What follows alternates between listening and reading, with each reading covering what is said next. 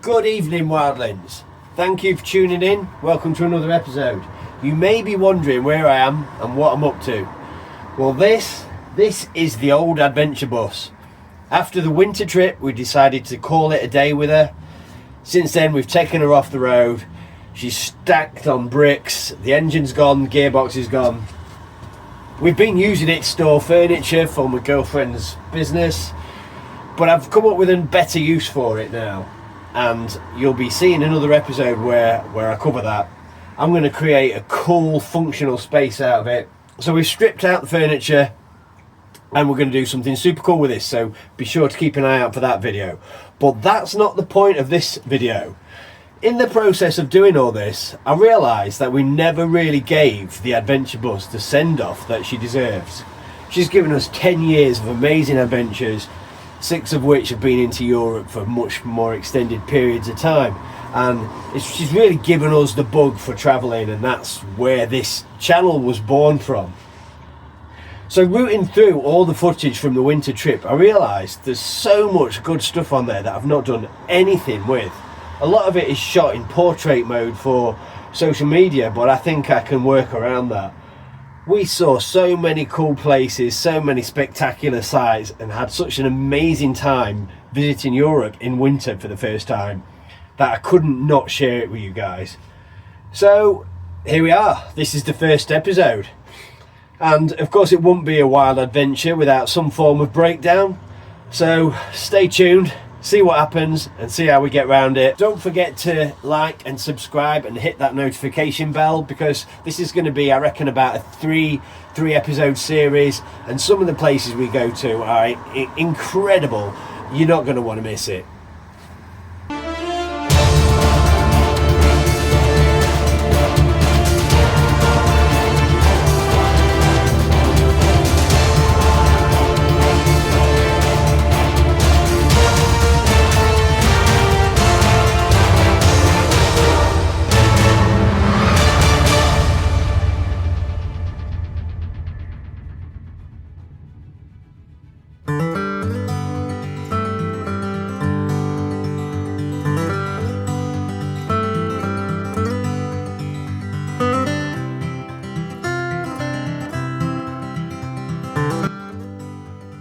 Christmas Eve 2024, all previous engine issues are repaired on the van and we're feeling good, confident that we're going to set off in good time and get down to Dover to catch the ferry to Calais. Of course, Powly's law kicks in before we even turn the key on the van, and we end up being a good 8 hours behind schedule. Howdy ho, campers. The time is 10 to 1 in the morning on Christmas Eve 2024. We are on our way into Europe for a winter adventure. A bit later than planned due to some unforeseen hiccups. Decided last minute to take the bikes, as we got Lanny a new bike for Christmas, and well, we discovered that we had no indicators on the driver's side, which was great. So that was steering wheel off, steering column out, new set of indicator stalks, etc., which cost us 120 quid. Only to find out there was nothing wrong with the indicator stalks, and it was a mouse chewed cable in the back of the indicator cluster, which we fixed. Then discovered we had no tow bar electrics, so faffed around with that for 3 hours in the dark and the cold and the rain. Couldn't fix it, so we made the decision to leave one bike behind. We got going. It's down all the way. It's cold anyway. It's been cold, it's been wet, it's been miserable, and we are doing a beeline down south through France to somewhere where it's at least either nice cold, as in snow, or not cold. So it looks like Christmas Eve will be spent driving, Christmas Day will be spent driving, Christmas dinner will be in a lay-by or an air somewhere, cooked in a campervan. So wish us luck.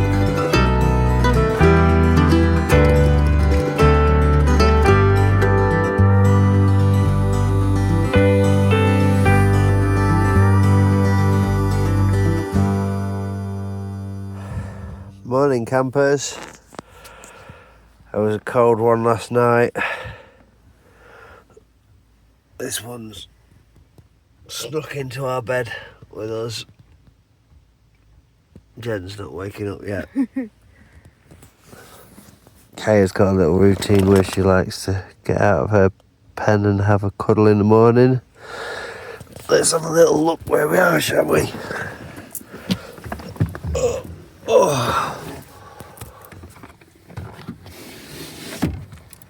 Oh, look at that view. Wow. Howdy ho campers. Well, we're on the road, it's Christmas Day and the sun's shining today.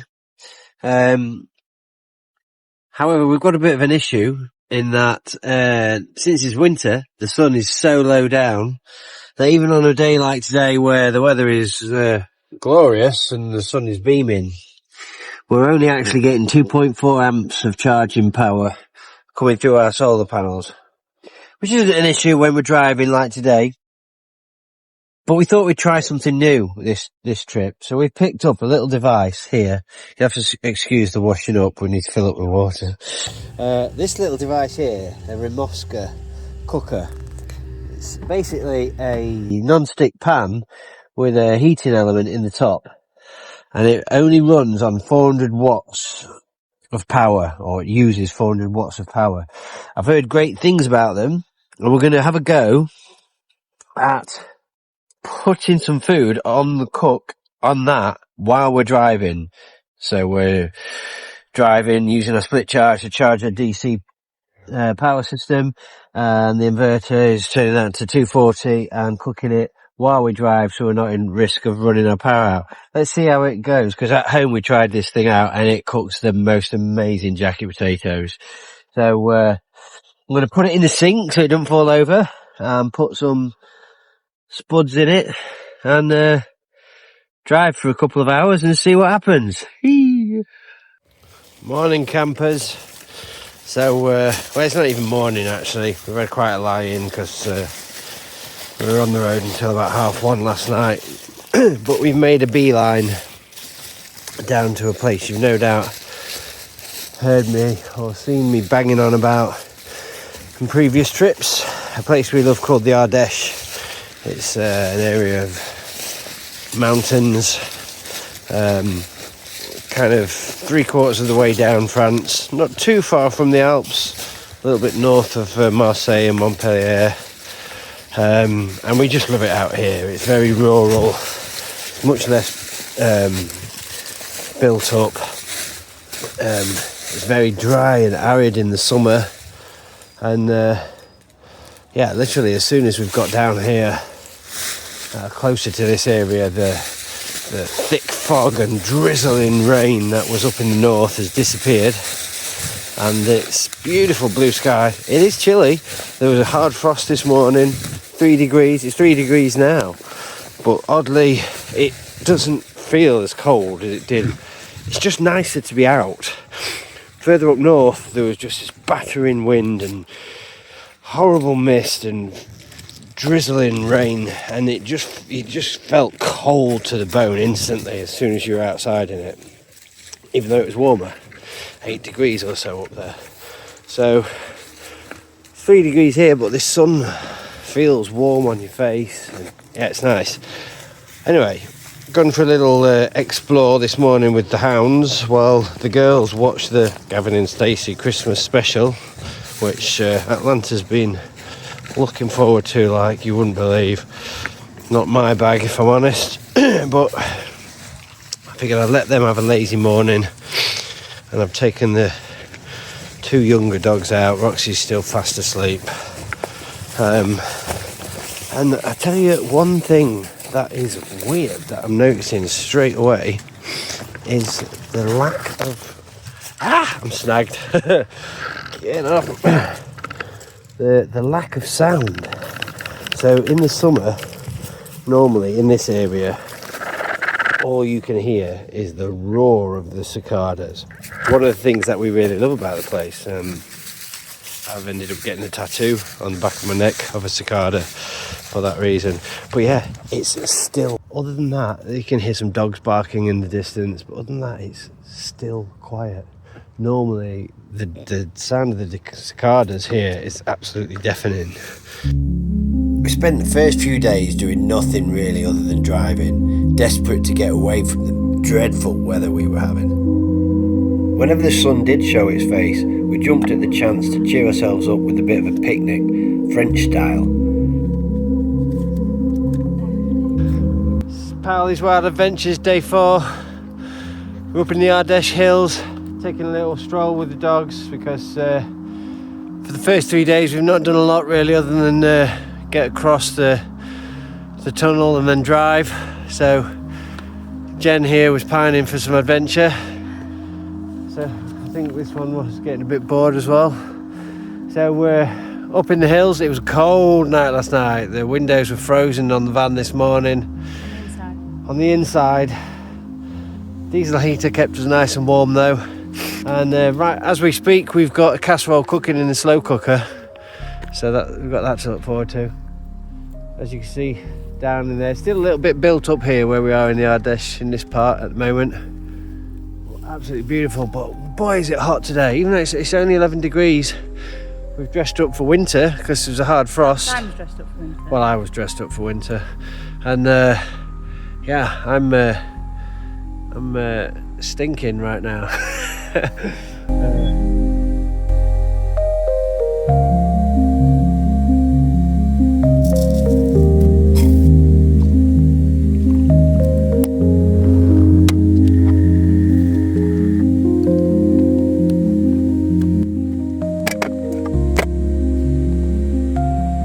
The last couple of trips in the adventure bus had been rough. We had a catastrophic engine failure, and then the following year, mysterious fuel pump issues on the return journey. Because of this, I was still a bit tense for the first few days driving, but slowly but surely, I started to feel comfortable with her. The new engine was performing like a dream, and I was starting to relax. I'd even say I was starting to fall back in love with the adventure bus. Mile after mile passed without fault, stopping only occasionally to walk the dogs, stretch our legs, and ever so often take in a bit of scenery. We'd never rushed through France as quick as this before.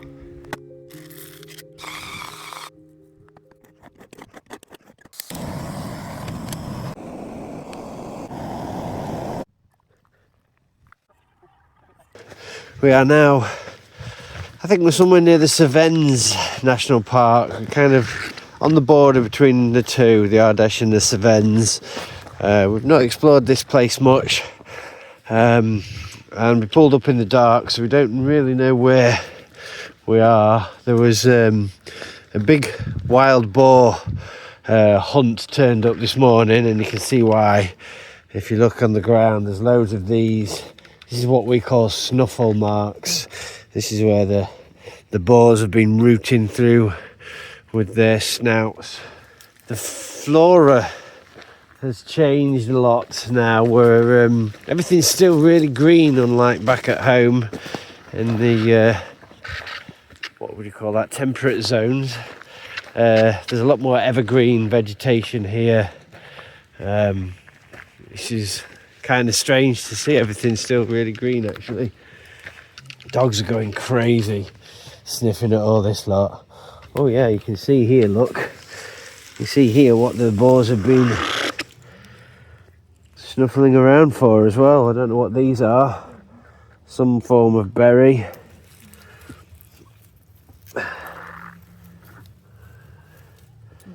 Yeah, I'm not sure what that is. But it looks like that'd be quite tasty if you were a pig. Oh, wait a minute. A little discovery. They have come from the tree above. Oh wow, so you can see here, look. This tree is full of these little berries that have fallen to the ground, and the boars have been having a field day rooting all that up. So there we go, there's the answer to that. Not sure what the fruit is, but I will keep an eye out, and if I find something of note, Steve Irwin style, I will be showing you, because you know that's what I'm all about. I love the flora and fauna, and if I don't know what it is, I'll learn what it is, and then I'll pretend I know what it is.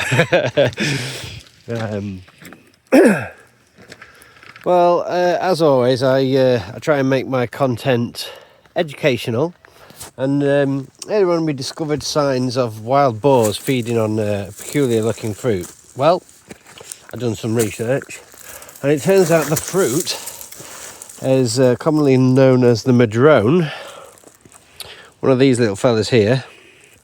The tree is often called the strawberry tree, and you can see why. It does have a little bit of a similarity to a strawberry, and yeah, they can be eaten.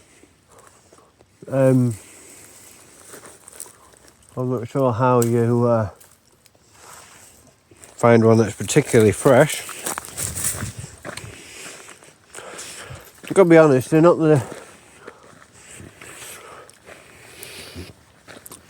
it's not the most pleasant flavour. It's not unnice. That word. It's not nice. But yeah. But a peculiar texture. Not commonly used because they bruise so easily. They're very hard to transport. But they do have very high in vitamin. Oh no, that one was yeah, now that one was riper and much tastier. That was quite nice, yeah. Apparently there's a Portuguese alcoholic drink. Ow! Oh, something just got me. There's an alcoholic. Ah! I'm guessing that's a thorn. There's a Portuguese. Sorry, messed this up, haven't I? Ow! Being savaged by something.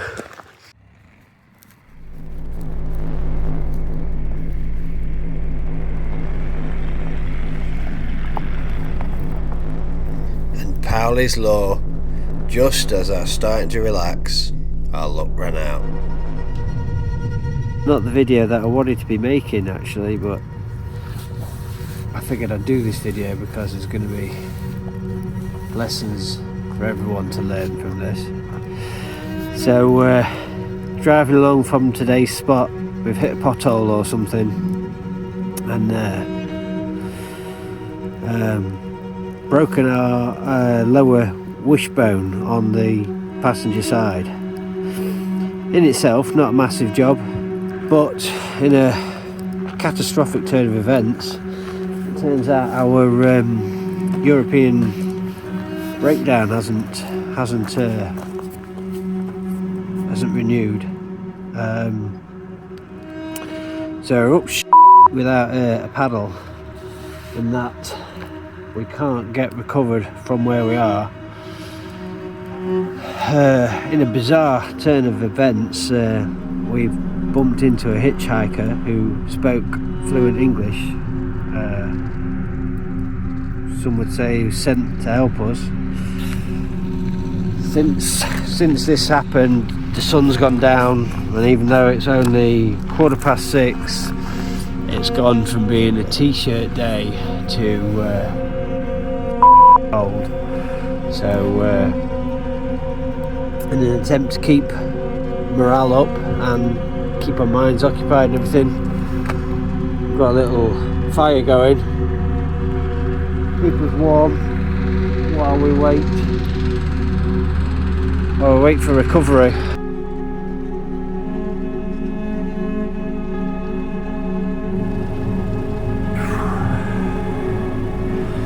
of a cold one this morning.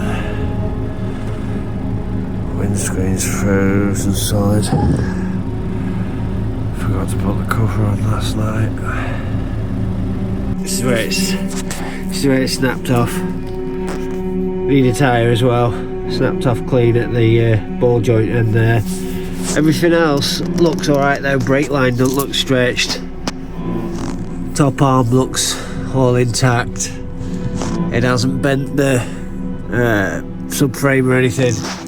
I'm sure it's just that part. Obviously, I don't know how well these nuts are going to come undone. I'm going to start spraying them now, give them a chance to get soaked.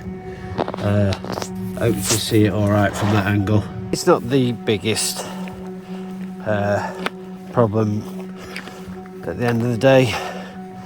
Just obviously it's New Year coming up. I'm not even sure the New Year thing's going to make that much of a difference.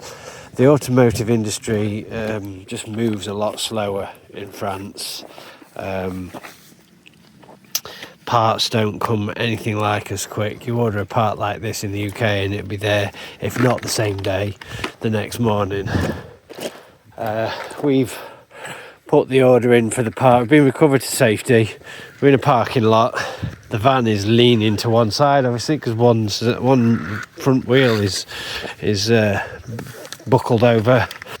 We have ordered the part, found a phenomenally kind French mechanic that saw us whilst washing his car this morning, popped a business card under our windscreen wiper.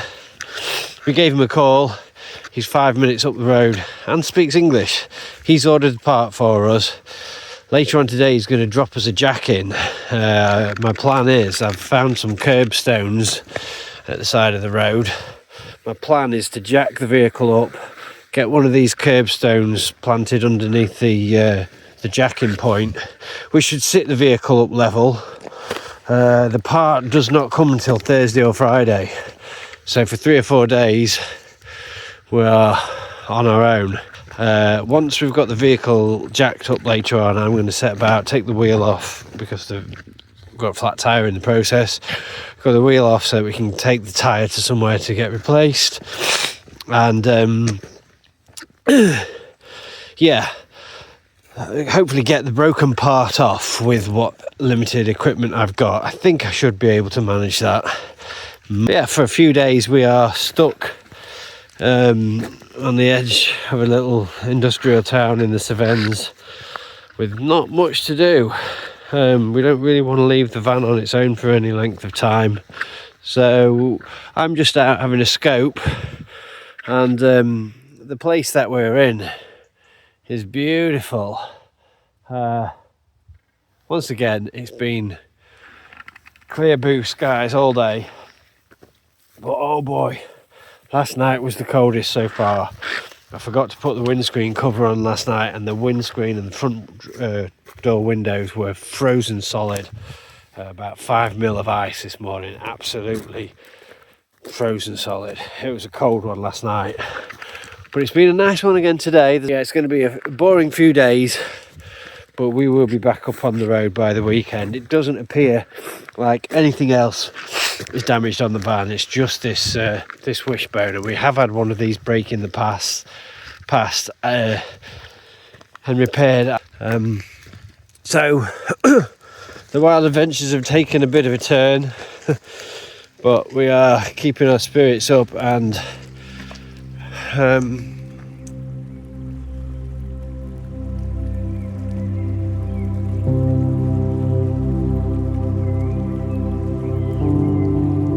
Day 2 broken down, New Year's Eve, the last day of 2024.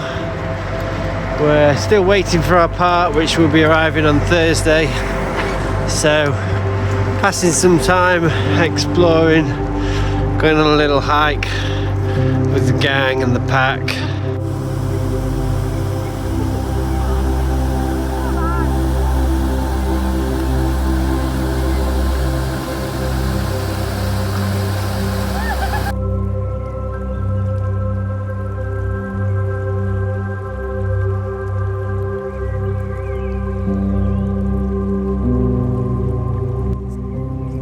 So, New Year's Day 2025, first day of the year, and it's our third day stranded, broken down.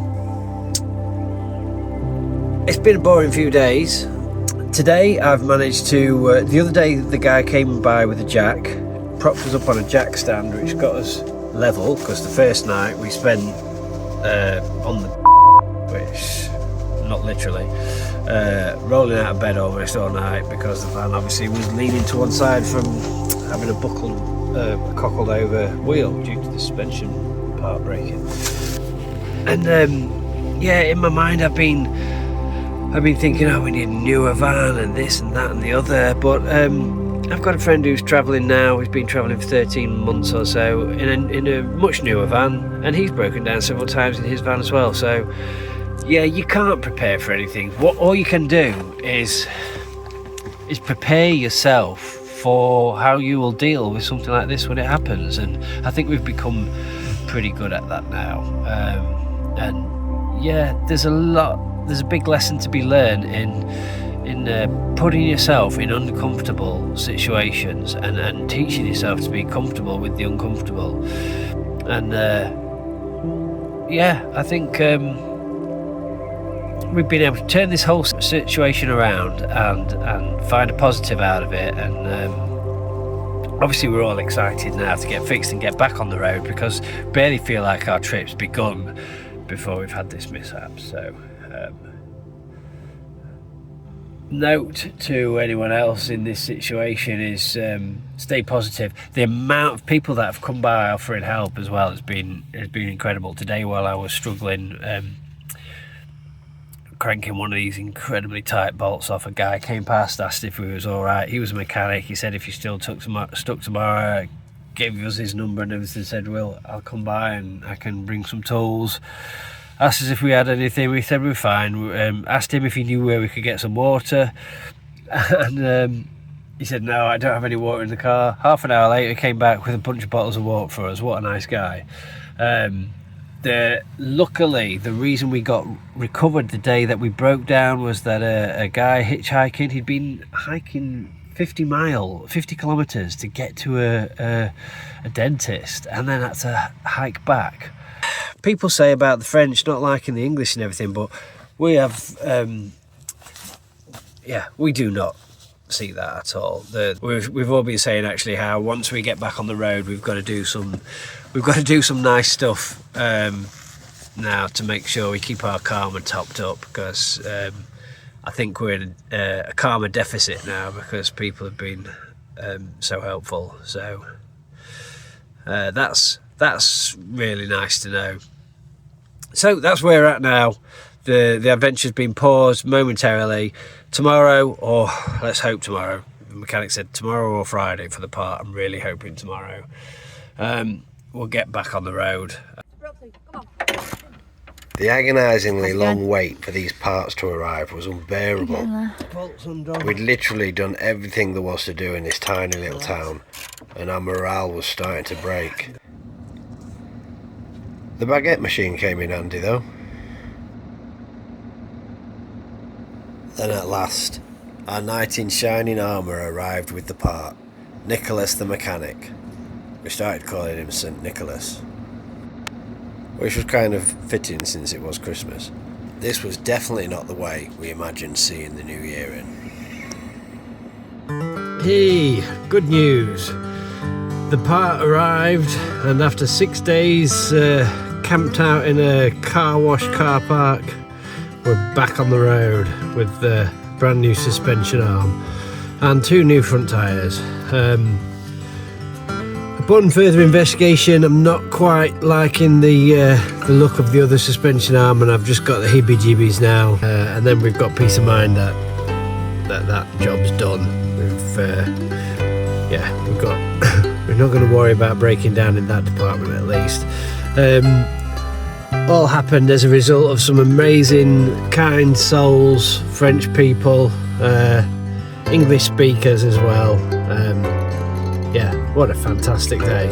So we're going to try and find a nice Airbnb to get spread out, get a shower, get clean, have a bit of space, get the inside of the van cleaned out, and just chill for a couple of days, and then L'Espagne onward to the original destination. Still doesn't really feel like we've actually got on holiday yet, so hopefully we're going to have a couple of nice days this weekend where we can find something cool to do, because it is a lovely area where we are. So yeah, fingers crossed, we'll be back on the road and finding some heat soon, because it's still cold everywhere we've been so far. Let this be a lesson. If you've got an Iveco Daily, get those control arms checked. Water gathers in the little divot where the transverse spring sits and just slowly rots them from the inside out.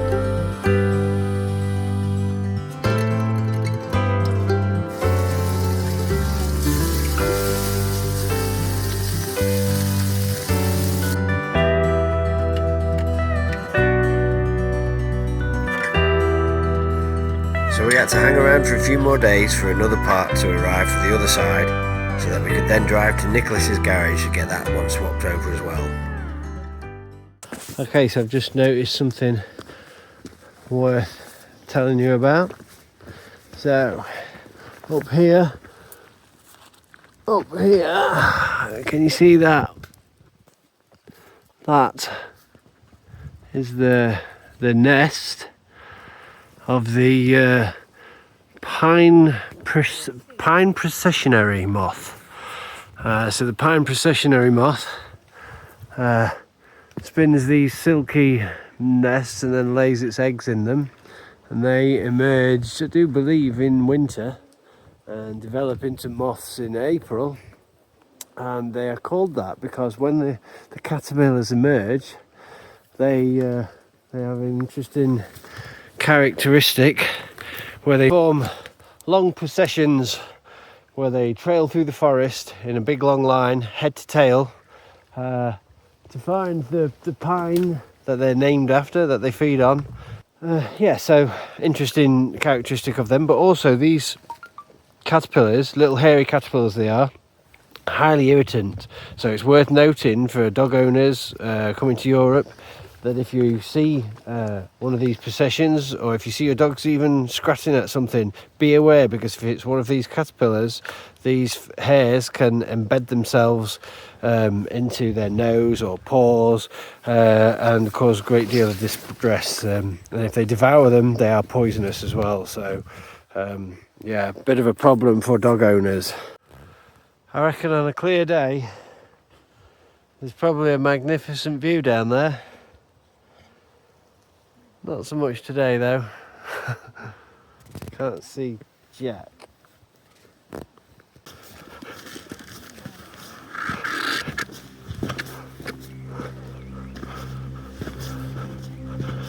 Or you can just about get a little glimpse of the rugged terrain here.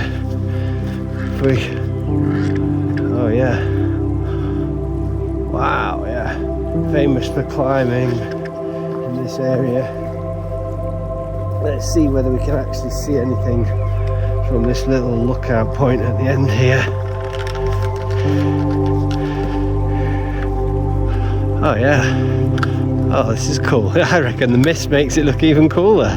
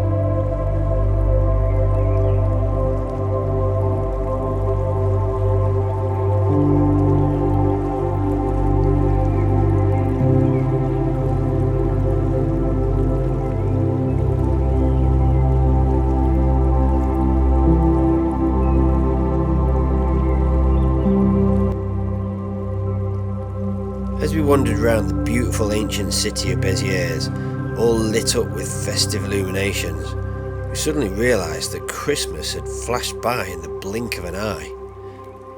No presents, no Christmas dinner, no Christmas crackers, no carols. seemed strange.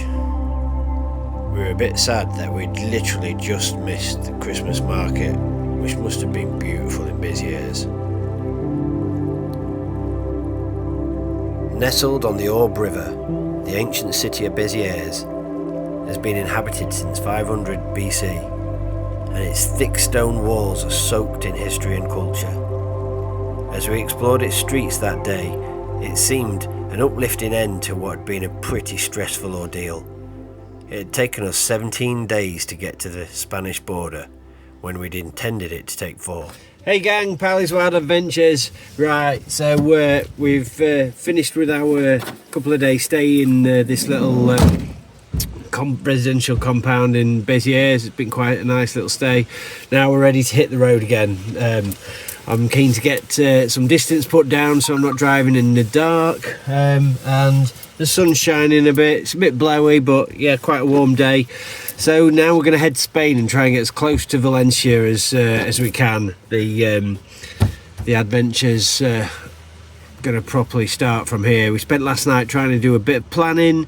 Turns out we're not really very good at planning. We marked a few places on the map that we'd like to hit, but on the whole it's a very loose plan, because we could turn up at any one of those spots, and if it's too busy or the weather doesn't feel right and the vibe's not right, we'll just disregard it and go somewhere else.